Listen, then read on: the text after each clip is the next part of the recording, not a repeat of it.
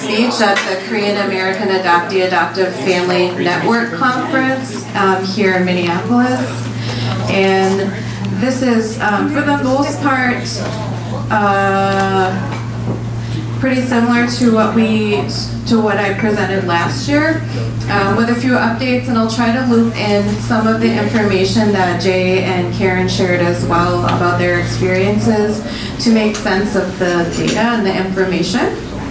I just want to thank again Pastor Park and Yoonju for inviting me to work with them the last few years on this project.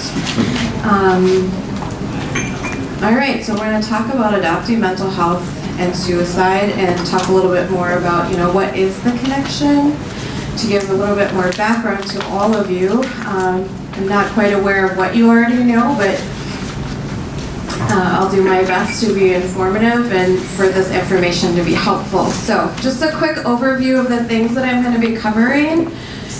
An introduction, a little bit about myself and why I'm interested in this project. I'll talk a little bit more about CAM Center. Then we'll talk a little bit about suicide in the media. And then we'll talk about what do we already know about adoptee mental health and suicide. From there, I'll tell you more about the specific project that we've been doing at the Korean Adoptees Ministry Center for the past few years. We'll talk about the focus groups, the mental health survey that we distributed, some of the survey results, and then the next steps, which are actually kind of our next and current steps, and then resources that we have available. So as I mentioned, my name is Nicole. I am a licensed professional clinical counselor, currently working at a clinic actually here in Roseville. I do some group therapy and individual therapy, and I came into the field because of sort of my lifetime involvement in the Korean adoptee community as an adoptee and as somebody who went and spent some significant time in Korea doing global global Korean adoptee community development. So essentially some of the things that Jay and Karen were talking about as being like disconnected or not really connected to other adoptees and other adoptive families. People like myself, as we became adults, started connecting with each other around the world. And then I'm also the project coordinator on this mental health and suicide prevention project with CAMP. I grew up here in the Twin Cities, actually in the city of Minneapolis, and have been involved with adoptive families since I was very little. My parents, especially my mom, were very involved with other adoptive families, and from the 70s when they adopted me and then my older brother into the 80s, recognized that it was really important that we were connected to other adoptive families. At one point, I believe late 80s, early 90s, when a number of the families from the cities were moving to suburbs or further out, my parents were looking to move to Forest Lake, and just a few years ago they told me, as we were looking at houses, my dad and my mom exchanged looks that everyone out there was white and they didn't look like our family, and they made a decision that they had adopted kids from Korea and somehow just knew that us moving to that area of Minnesota would not really be helpful or supportive of us. So I grew up as a camper at Korean Culture Camp, and then later an overnight camp called Camp Tiger that no longer exists, but was pretty important in my development. And then later I worked at Korean Culture Camp, Camp Chosun, which is up near Forest Lake, Camp Kimchi is in Brainerd, and then Camp Sejong is in Michigan, and Camp Tiger that I attended was modeled after that. Later as an adult, I moved to Los Angeles after I graduated from undergraduate studies to actually work with a Korean American community organization. So I really wanted to learn more about who are Korean Americans, not who are Korean adoptees, but as someone who identified as a Korean, as an American, as a Korean American, wanted to know outside of Minnesota, what are other Korean Americans like? So I moved to Los Angeles in 2000. Later, after spending a couple years in Los Angeles and working with several different Korean American organizations, mostly in volunteer work, I moved to South Korea and worked with an organization called Global Overseas Adoptees Link, which was founded in 1998 by other adult adoptees like myself that were returning to Korea to live, study, look for birth families, and really advocate for our rights to our records and our personal history.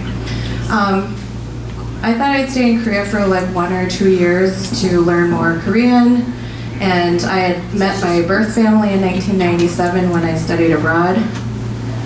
Learning Korean is very hard, and 1 or 2 years was not enough. I stayed for 8 years. My Korean's still okay, but I learned quite a lot about adoption, social welfare, and then I worked at a law firm for 6 years, so know some Korean words about patents and trademarks. But while I was in Korea, I used to organize an annual conference in the summer. So what I realized, this was an extension of my growing up experience of going to camp in the summer. And there are many, many Korean adoptees all around the world, some 200,000 that have gone to the US, Canada, Australia, the Netherlands, France, Belgium, Germany, Denmark, Sweden, Norway, Australia, and little handfuls to England, Italy, and a couple other random countries. And we were all kind of starting to find each other and realizing, we have a lot of things in common, despite a lot of our sort of adoptive country cultural differences, which we also realized we also have a lot not in common. But it was important for me to have a better sense of who I am, knowing my personal history. Any of you who have ever done any search, or at least considered some search, or even just visiting Korea, like through Camp Center's spiritual journey or other birth family search tours that are often through agencies or other post-adoption providers. But some of the work that I did was this annual conference in Korea, bringing together adoptees, Korean government like policymakers about laws that impact Korean adoptees regarding search, regarding reunion, and we also launched a campaign for adoptees to reclaim their citizenship in Korea that went into law in 2011. So if you are a Korean adoptee and you were adopted to a country that permits dual citizenship, you can go back to Korea and also reclaim and reapply for your Korean citizenship. Early on, before I was at GOAL, some of the leadership also at that time had lobbied and advocated for adoptees to be able to get this visa called the F4, which is kind of like a green card. And at the time, in 1998 to 2000, following huge financial crisis in Korea, the government was trying to find like educated Koreans that had emigrated abroad to come back to help rebuild Korea. And so some of my mentors, some of my friends that were older than me, had really advocated to include adoptees in this definition of who should be an overseas Korean, because many adoptees were starting to come back and wanting to come back, but it was very difficult unless you had a lot of money to secure a visa longer than 90 days.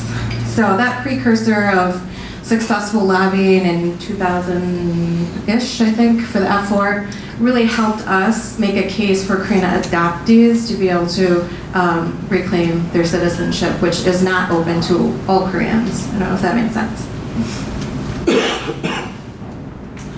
All right, so just a really brief introduction about the Korean Adoptees Ministry Center. So founded in 2000 by Pastor Park. Earlier he talked about the Minnesota Adoptee Koreans, or MAC, so that was, as far as I understand, the first adult adoptee group here in Minnesota. Had some successes and sort of fizzled out towards the end of 1990s. So both Korean Adoptees Ministry Center and then AK Connection, so Adopt a Korean Connection, were started in 2000. Tani Trainer, who's here, was the founder of that, or the founder. So there's a couple different organizations that have, almost 20 years history advocating and helping and supporting adult adoptees. This is significant. This is different than the culture camps that were aimed at, elementary. Then there was a progression to middle school and then high school as the overnight camps started extending. As you can see, we're just a nonprofit and working to serve the 15,000 Korean adoptees here in Minnesota, including their families. And so I've listed a few things that Camp Center has been doing on a regular basis. So the monthly spiritual discovery, essentially dinner, fellowship. There's usually some kind of teaching on either, definitely some scripture, there might be a family values piece, but really meant to help bring community together. Spiritual journey is a specific trip bringing adoptees, especially if they've never been back to Korea. I believe this year it's a 2-week trip for the first time. And then different holiday cultural events, educational events, and then the last piece, which is this project. Pastoral counseling services like what Pastor Park started providing to Jay, and then kind of through Jay and others, also met other adoptees in the prison system. Also providing support in other types of crises that adoptees might face because of difficult circumstances, so homelessness, I think Jay also mentioned that as well, and then also either suicidal thoughts or other types of high-level crises. So oftentimes when people are in crises, they might Google, maybe like Jay did, what's out there? Who can help me? Who can support me? Okay, so we're going to talk really briefly about suicide in the media. Last year, about a year ago, we heard about Kate Spade, who, as a fashion icon, really well known for her designs and colors, suddenly left this earth. Do any of you recall this? Was this something that stood out for you? Maybe you like her brand. Shortly thereafter, as a matter of fact, just a couple days later, Anthony Bourdain also died by suicide.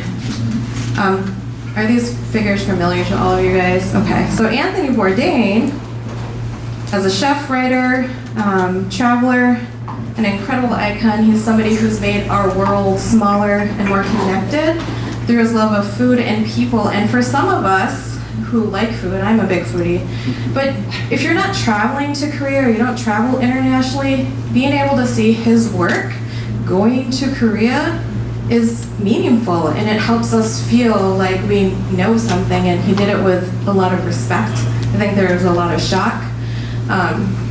Daniel Gray is a Korean adoptee that lives in Seoul. He's been there, I think, since 05 or 06, but he's really famous for his English blog on how to find food. It's called Seoul Eats.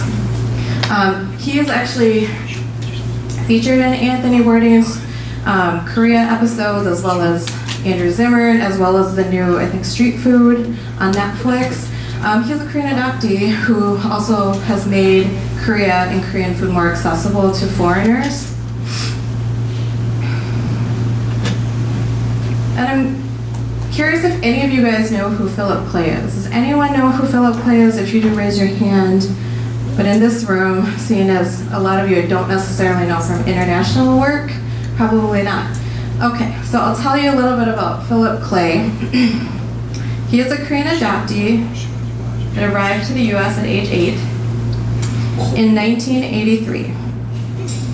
He was later deported to South Korea in 2012 because he lacked U.S. citizenship and had experienced years of struggle with mental health issues and illegal drug use. How many of you know about some of the problems that international adoptees are facing because some never received their citizenship, were never naturalized? Okay, so I see a handful of people. Well, right now it's estimated somewhere between, 15 to 30 or 50,000 internationally adopted individuals as babies, as children, never became U.S. citizens. Okay, there was a law passed, I believe, in 1996, meant to deport like criminal, like dangerous, illegal immigrants from the U.S. A number of adoptees between 1996 and 2000 were deported because of this loophole, because they were not U.S. citizens and they were convicted of felony crimes.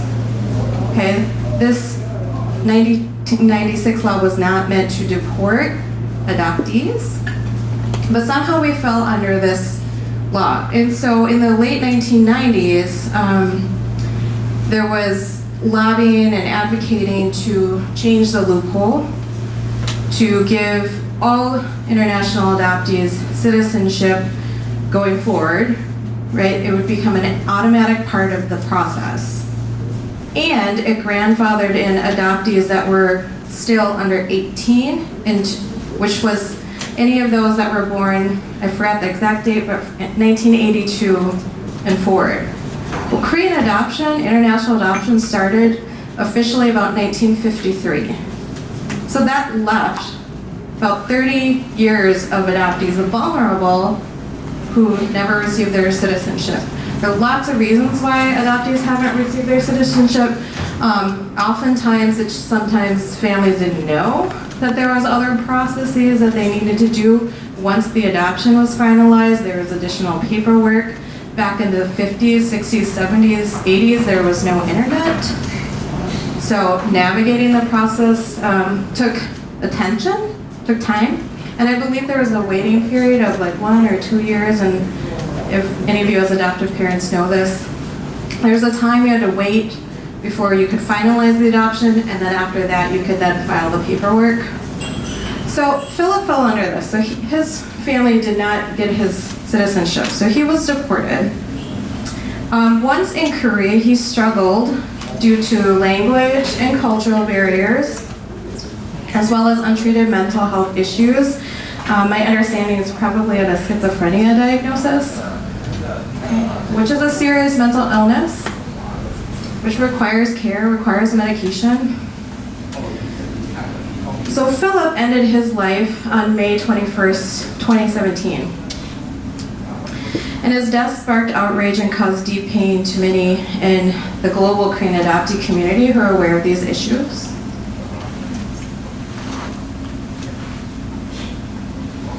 How many of you are aware that adoptees have been deported back to Korea, Brazil, other countries, okay, because of crimes? Okay, there's a very famous guy who's still alive. Now I'm drawing a blank, from Seattle, Washington. Do you guys know who I'm talking about? You mean Adam Casper? Yeah, Krebser, yeah. Right, Adam? Okay, so he's still in Korea. So this is concerning to me, to many in our community, right? Some of the circumstances around Philip's death seem preventable. So we're going to talk a little bit now more about what do we already know about the mental health statistics or impact on adoptees to help kind of paint a broader picture so we understand kind of what's going on. So one of the things that we know from a few well-known studies is that the risk of suicide attempt and dying by suicide is higher in the adoptee community than the general population. Okay, one study, this is from 2002, found that adoptees in Sweden have a high risk for severe mental health problems and social maladjustment in adolescence and young adulthood. Okay, so that's something that Jay talked about today. I think he literally said maladjustment. The statistics are 3 to 5 times more likely to attempt or die from suicide than non-adopted siblings. And then about 10, 11 years later, here at the University of Minnesota, I do a lot of research on adoption. A similar study found that U.S. adoptees, adolescent adoptees are 4 times more likely than non-adoptees to attempt suicide as well. Okay.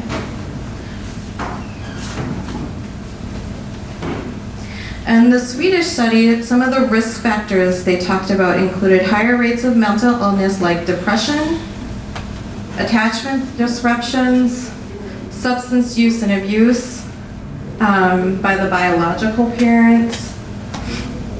That also then may impact the adoptee's use. Poverty and disconnect from culture and birth origins.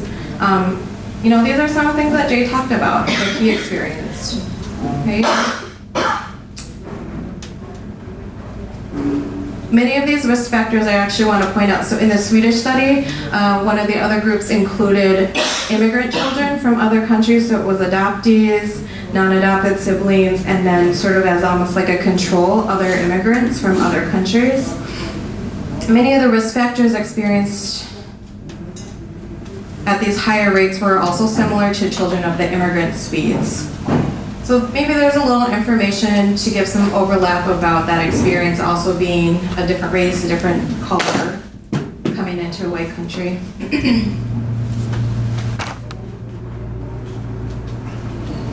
Okay, so given, and this is part of conversations with Pastor Park and then the work that Camp Center has done over the years is to see also here in Minnesota that we know, at least I think in a conversation a few years ago we had at least about 12 people that we could identify as dying by suicide in the last like 20 years, just between the two of us.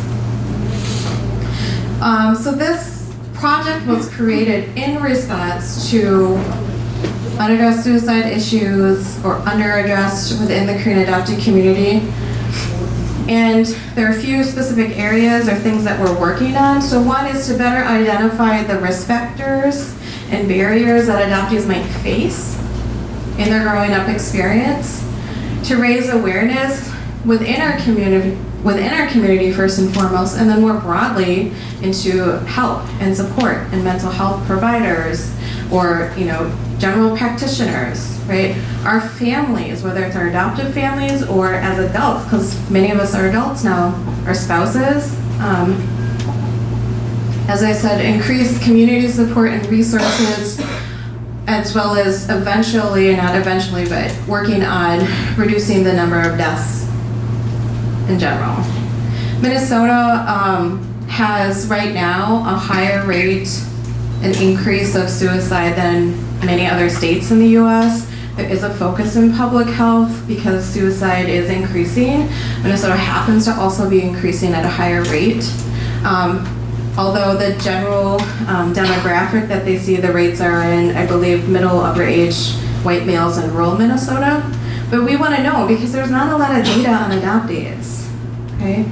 For years and years, Pastor Park and his wife were going to the Minnesota Department of Health annual conference and asking, are there statistics? Is there information about adoptees? Because we get these calls, we try to help, we do the best that we can, but does anyone know about this? There's some studies, but what's happening?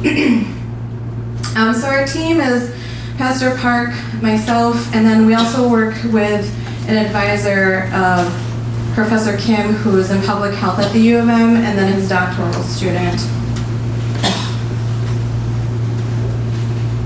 So, as I mentioned, this started about 3 years ago. We started off by putting together a couple of focus groups to get a better understanding of, what are some of the problems or the issues that we're seeing here in Minnesota. So one was a group of mental health professionals familiar with the Korean adoptee experience. Many of those participants were adoptees themselves or providing services to adoptee clients. Okay, and then we had a focus group of adult Korean adoptees, again, to better understand, well, what are the things that you've experienced? How does this impact your mental health? How might this lead to more risky behaviors like suicide or other kinds of substance abuse or more dangerous decisions? So I just put up a few key themes that we got from the focus groups, although there's many. First and foremost, difficulties were perhaps lacking a sense of belonging and or role models who share your appearance and also mirror your experience. So one of the things that Minnesota has done a really nice job of that I talked about earlier in my experience has been the Korean adoptee camps. The early counselors and directors were Korean Americans. And later I realized Korean Americans that probably came from fairly well-off families. As an adult, I realized their experience is very different than ours. We come from families that don't have money, don't have access to more support. So they look like us, and I will say without a doubt, having some of those role models was super helpful for me. But as I was going through adolescence or becoming an adult, I was like, I don't know that you understand my experience, but I'm glad that someone like you that looks like me is in my life. Adoptees receive some really conflicting messages about love and adoption. Love and adoption. Meaning, and this kind of goes back to the adoption agency narrative of rosiness, right? The narrative was really about finding homes for adoptees, for kids that need homes, and joining them into families, primarily Christian families that want to take us in and love us, or do it, because it's God's will, or something charitable and nice. So it makes it difficult for adoptees to voice or notice, why do we feel sad if my family was so happy to receive me? Or my community or my relatives tell me my parents did such a good thing. In order for us to be adoptable, we had to be separated from our birth family, our birth country. Oftentimes, many of us became so young we don't remember that, consciously. But we remember it somewhere in our body. We can feel that. We can feel that sadness. So from an early age on, we learn that love and adoption equals separation. And sometimes this can be challenging when we get into relationships later in life, where we fear being in relationships because we're afraid of, we talk about the fear of abandonment. Well, with adoptees, it's true. We have been abandoned. So it's not a fear, it's something that's actually happened in our lives. If we can normalize why that fear is there, probably can help us repair and feel less afraid of consistent, healthy relationships. And then also this kind of goes into the blue last line.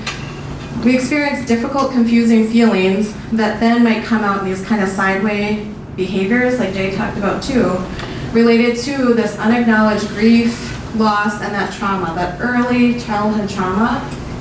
For a long time, professionals in adoption didn't want to talk about adoption and that separation as trauma, but we know now that it is. As an infant, you don't know that when you're taken away from your mom, that you're not going to die. I mean, this has been the person who took care of you for your whole life up until you come out. And oftentimes in adoption, there's a separation from birth family, whether it's right away or it's months later. You go into either some foster care or another orphanage type of setting. There's multiple placements, right? So at an early age, people that are taking care of you are suddenly gone. Okay? Even though as adults later we can say, oh, you're fine, but as an infant, as a young child, you don't know that. You don't know where you're going. Who are these people? What are these foods that they're eating? I remember at camp, so I was adopted as an infant, but at camp, I really loved going because I got to hear stories from some of my friends that were adopted older that had memories, and one that talked about when he got into his adoptive family, had never seen like a Western style toilet, so he climbs on top to squat. And his family comes in like, what are you doing? He's just doing what he did in Korea, right? Because the toilet's from the ground. And I hear things about people hoarding food because they've lived in institutional care. Those things aren't normal when we get here to a family with plenty, but they're really normal for the experiences the adopted child experienced earlier. And a lot of times, the adopted families don't have that information. They don't know what's going on. Okay, so what we did in order to better understand what's going on with adoptees is we created an online survey. It was distributed through SurveyMonkey, an anonymous survey. There were 81 items. Sounds like a lot, but as someone, as a therapist and someone who was doing some research, I really wanted to know more about these things that adoptees are experiencing. So we had questions about basic demographics, about their adoption history, how they identify culturally or heritage-wise, or what exposure they had to other Korean adoptees or families growing up. We had specific questions using already created questionnaires on depression, suicide, substance and alcohol abuse. We asked about what kind of social support did you have growing up, and then also, have you ever received any mental health diagnoses other than depression or other? Does this make sense? Why some of this information might be helpful to know?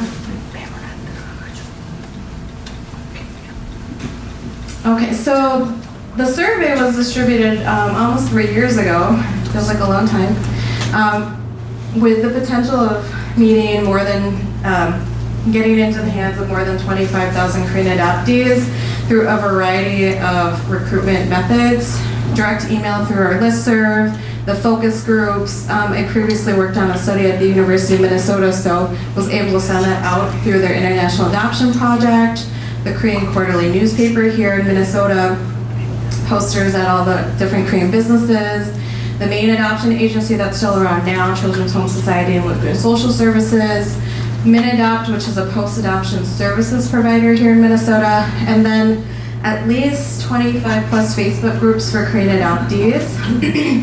I previously worked at Gold Korea, so I kind of blasted my people there, and then just other word of mouth. Despite it being 81 questions, average time to complete was 10-12 minutes.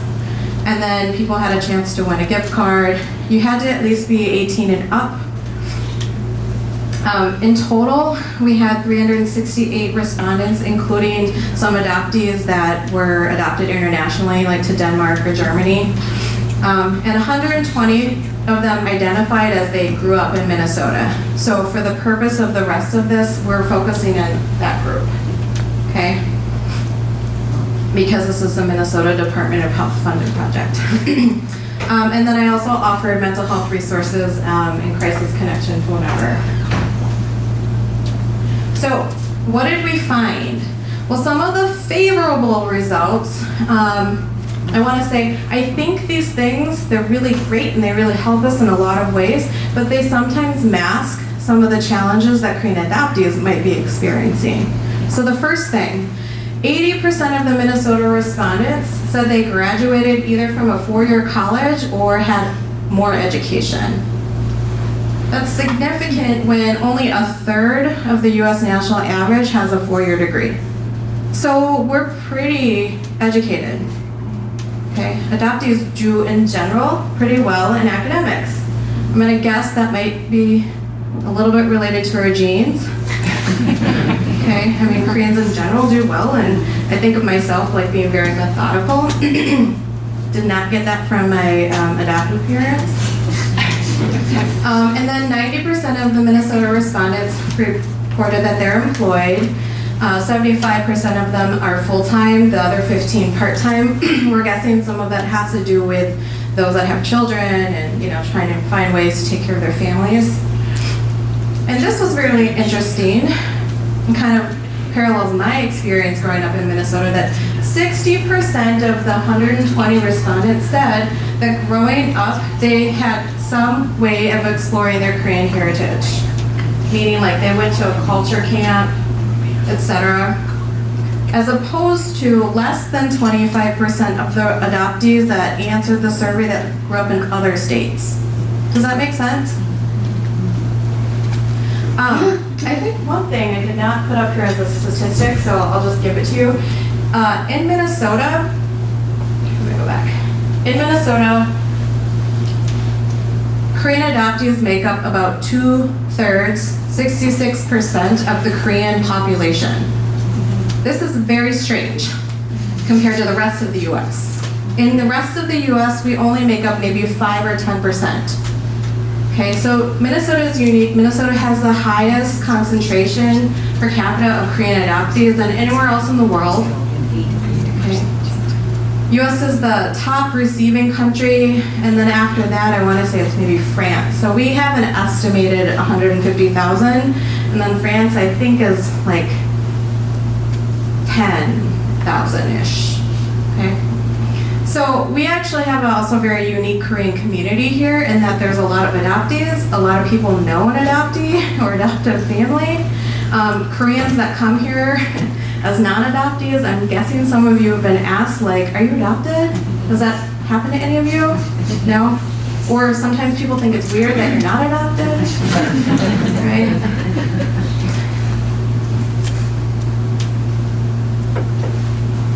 Okay, so what we also found were that the depression and suicide rates are also much higher. And this again, this is the sample of 120 Minnesota, like grew up here respondents. Over half said that at some point in their life they had actually received a diagnosis of depression. Whereas in the US adult population, it's about 17%. So that's at any time in their life that they receive a diagnosis. And then slightly more than 22% of the women in Minnesota, and actually this paralleled also the females in the rest of the US, reported that they had attempted suicide at some point in their life. Okay. We did include the males because I think the male sample was like 15 and none of them reported having attempted suicide. Okay, for Minnesota. The lifetime prevalence, so any time in their life of average other US adults of attempting suicide is really low. 2 to 4.6% depending on a couple different sources, okay? So we're finding with these numbers maybe a 5 to 10 time higher rate based on our survey, okay? I'll talk about some limitations as well, but just based on this information, it's not to say it's fully conclusive, but based on those that were willing to respond. Also, 100% of the females that reported having attempted suicide, they all said at some point they received a diagnosis of depression. I think that's not surprising because, you know, you're at a higher risk if you're depressed. So maybe the clinicians that are seeing them at least are seeing some things accurately. Okay, some protective factors. And again, this is just according to the data. We don't know 100% why these are, quote, protective or helpful, but this is in our data, and we're kind of still going through it in our writing process to make sense of the data. But adoptees tended to do better if they felt a sense of belonging while growing up. I think that makes sense, right? Feel more connected. One parent, they also reported that at least one of their parents really understood them while they were growing up. And I think that might also kind of connect to that first thing. They work part-time, maybe part-time only, and I think we were like, well, maybe they have less stress. I don't know, they're not working full-time. Those that are in their 40s were doing better, so maybe it's a matter of you got to get through the really hard stuff. And if you make it through, things get a little bit easier. I mean, I think even Jay talking about his story today, that this would make sense for him. And this one, we don't really know why this is, but had a sibling that is not their biological sibling, but biological of their adoptive parents. I don't really know what that is, but it stuck out.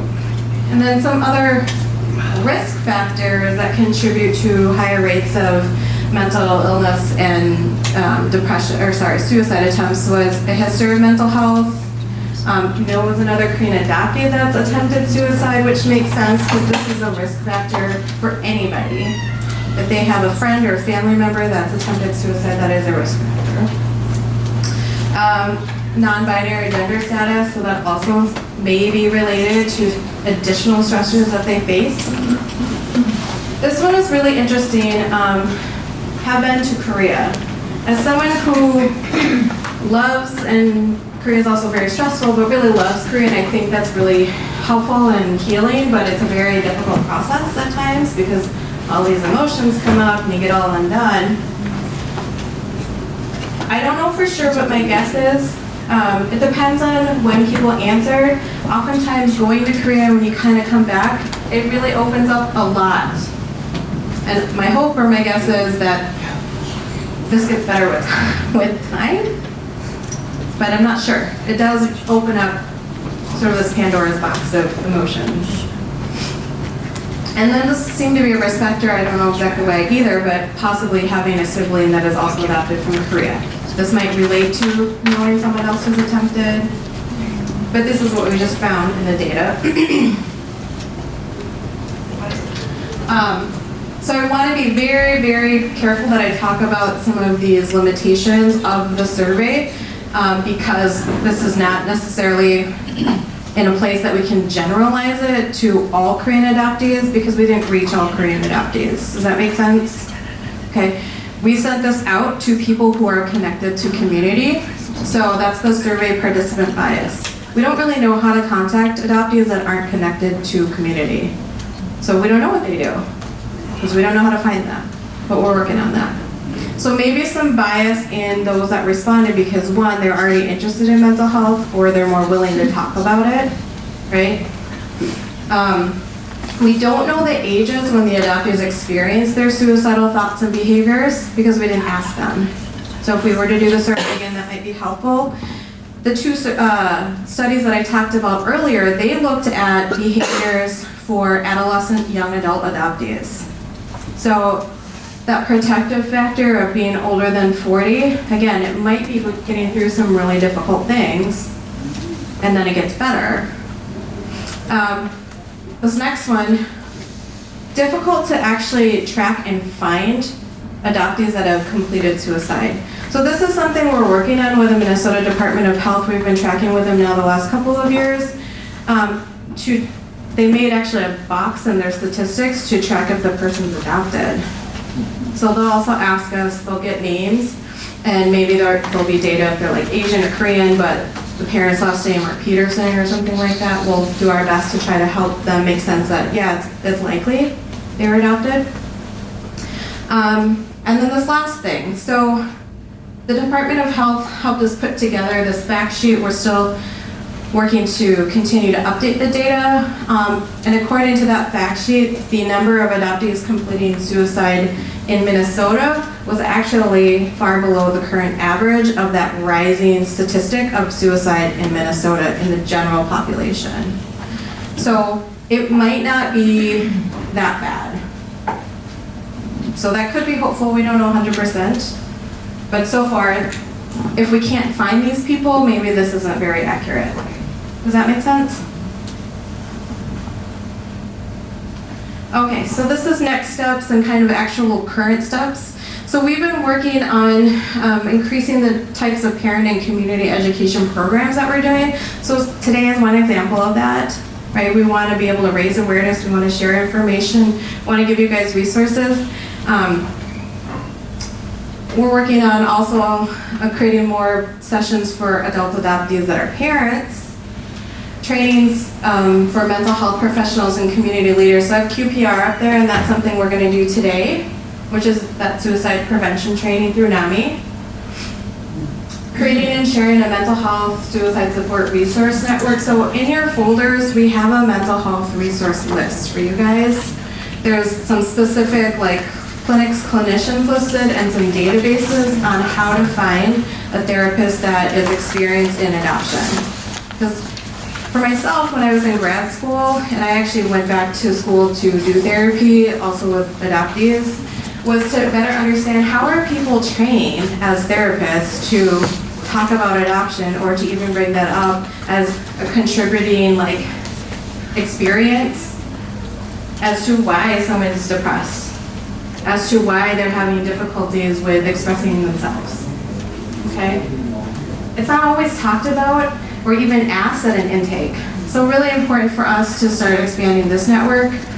And then kind of, this is similar for what we're doing today, more info session.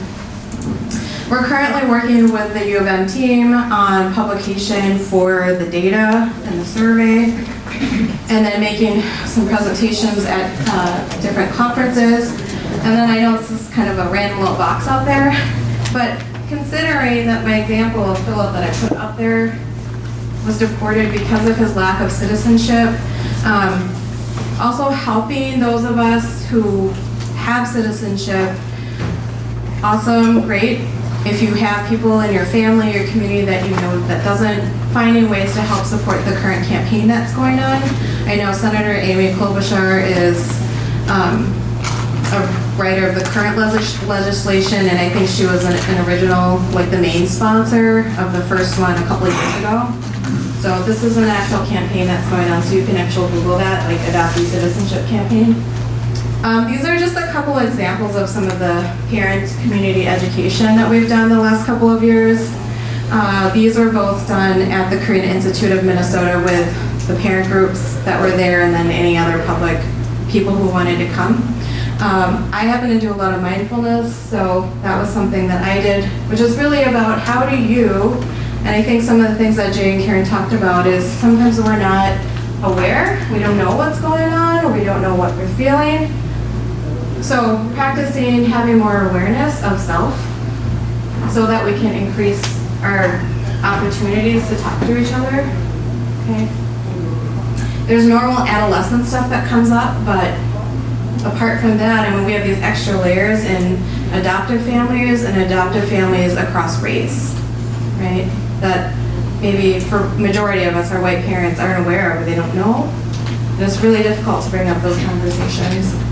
And then also exploring grief and loss in adoption and also from a trauma lens. So again, it's been a long time in a battle where professionals in the fields might not even think of or see adoption as trauma, but the impact, the symptoms that can come up sometimes in our behaviors or our depression or anxiety are probably related to that early loss, early trauma.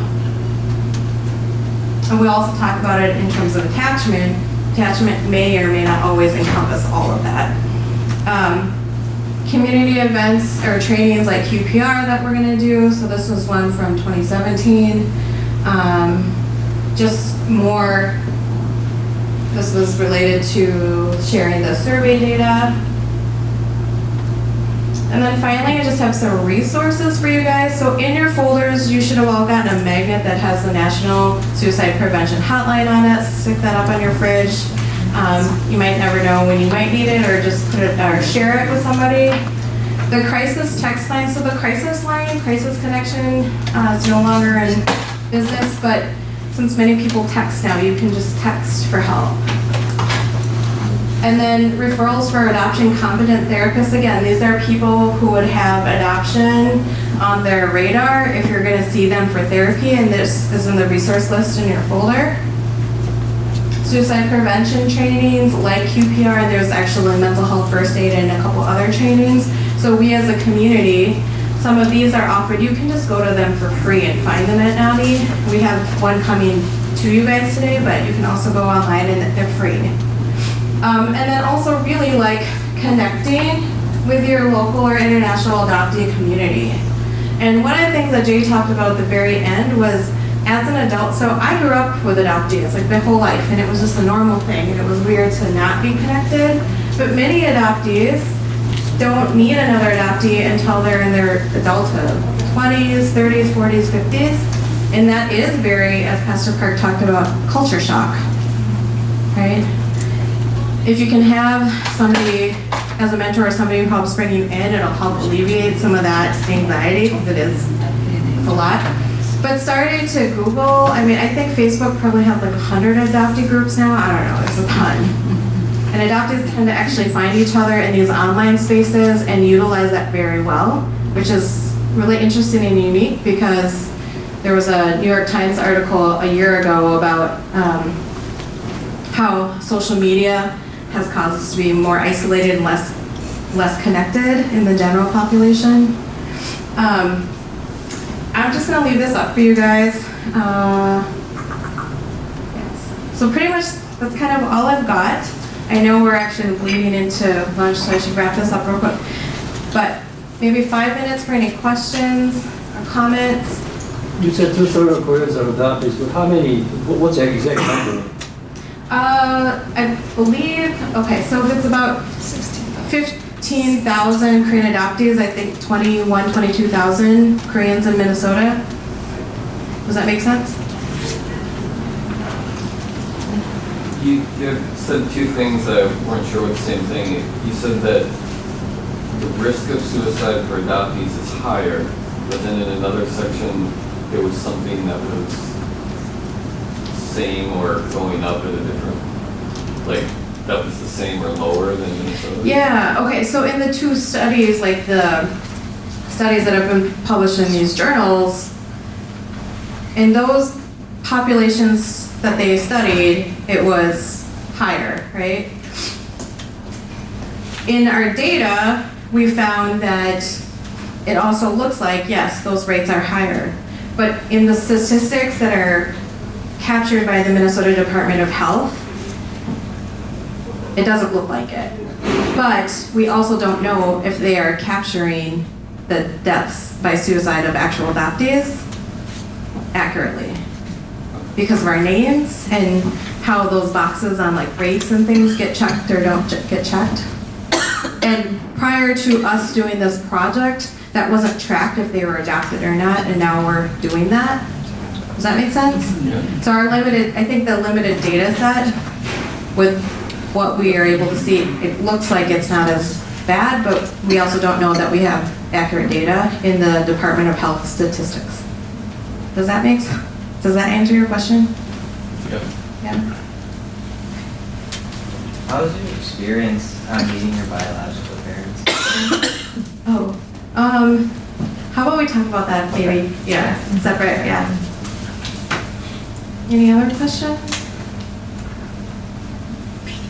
I often wondered, where are those 15,000 people? I mean, sometimes when I go to Korean churches, they're like only 1 or 2, maybe 3 people of adoptees. I mean, their numbers quite significant compared to Korean community. Yeah, like where are they? Yeah.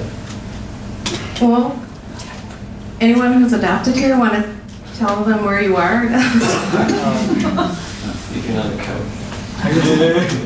Andy, go ahead, talk. I think, well, one of the challenges with Korean adoptees is we feel like we're caught in two cultures. We're living in America, and then you go to the Korean church, and it's primarily Native Koreans, and it's like we're trying to figure that out, and I know you guys make it as comfortable as possible and accommodating, but we're having to figure out what does that mean for us, you know. Because we're like in our own little space among Korean adoptees. It's a unique mindset to have, and while we're trying to figure out who we are, and then that's where it gets difficult. It's not necessarily what you guys are doing. It's just trying to, you know, that's why it gets difficult. Because even though it can be perceived as being adoptees perceive it as being like they feel like they're reminded of a different culture in a sense, even though, and so that's why it gets complicated, and that's why even though you are being inviting, it can sometimes feel like being reminded of the old culture of Korea. And while it's meant to be inviting, sometimes it can create the impression in our mind that, you know, we're being reminded of what we aren't, or what we may never be, you know, with all the culture and language, and, you know, we are Koreans, but we think like Americans. So It sounds like love-hate relationship. I can kind of answer that. I'm an adoptee, but it's all about location. I'm not, like for me personally, I'm not in Brooklyn Center, so I don't go to the Korean church at all, and also that I get up like way late, so I don't like getting up at 9 in the morning to go to church. So I'm also up like till 3 in the morning, so it's like it's not convenient at the same time. I think for most adoptees, it's just not convenient for them to drive all the way to Brooklyn Center to go to a Korean church, and maybe other people have different locations where they go to church instead versus just the Korean community that's available. So we'll probably have more time to discuss some of these things, like in the breakout discussions later. I'll just take one more question and then we'll wrap up so you guys can eat. I just have a quick question. We did a study on suicide, and are you going to do any other studies on other issues related to adoption, Korean adoption, or mental health? Mental health wise? Yeah, suicide is just a small. Sure. It's a part. Sure, yeah. Very important, but there's lots of other Yep. issues. Because the grant that we have was specific for suicide prevention, I mean, that was the focus of this, but this does obviously give us a lot of information for future direction. So I would say broadly, yes, we would like to, and we'll kind of see what happens. But yeah, it's a little bit about where the funding was available for us to do something. Okay, so I'm gonna close. I realize it's like already 12:13. So the lunch, I think Pastor Park went to check, is in the room next door, and I think they're gonna open it up here. I think they are going to open somewhere here. Yeah, and then we're just, the buffet, get your food, just bring it back in here, and then we'll meet for the QPR training at 1, so take a little break. If you have any specific questions, feel free to ask me. We'll talk later. Thanks, guys.